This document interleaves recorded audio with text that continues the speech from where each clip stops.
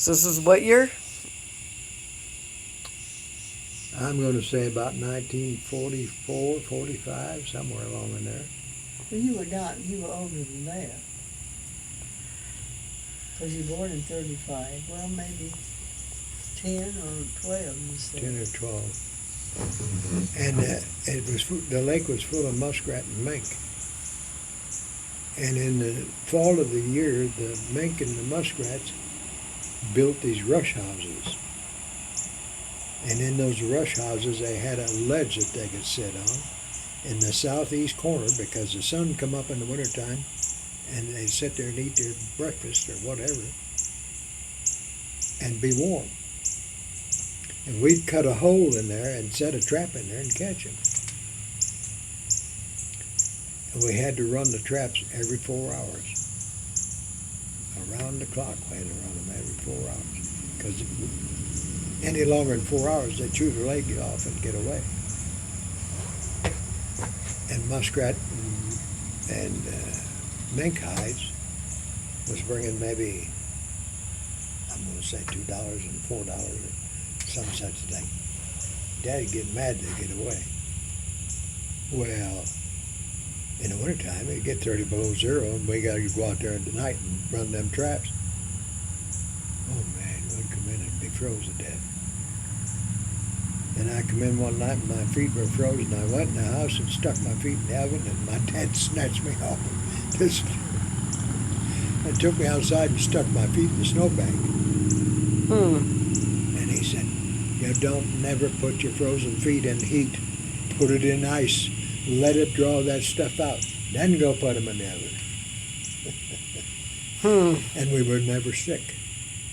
Because when we come in, he always had a shot of alcohol, proof alcohol, and it would have sugar and honey and lemon stirred in it. I guess it was like a cough medicine.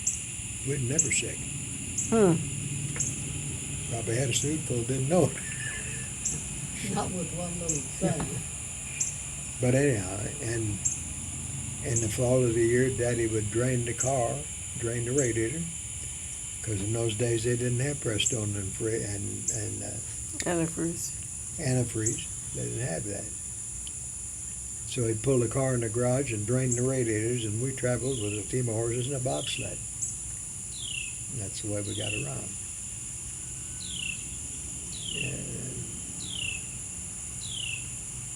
And the house was cold, cold, cold. They'd shoot. And you used to tell them about blowing up the stove. Oh, Lord. I watched my daddy build a fire in the cook stove in the kitchen. And Mom and Daddy's bedroom was right behind the kitchen.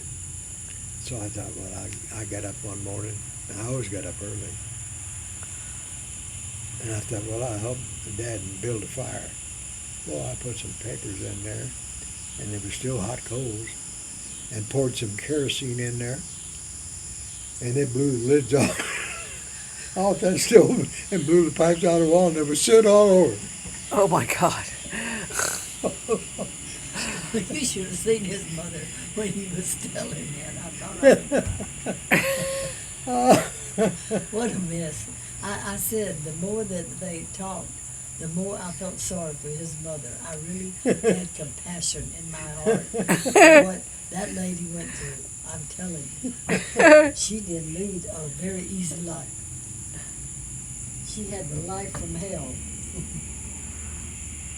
Well, anyhow, when they wrecked that Chevrolet, Uh-huh. we cut it off, right, even with the seats, and propped him up, and Jim and I drove that thing all summer. Go to town in it. Oh, Lord, Lord.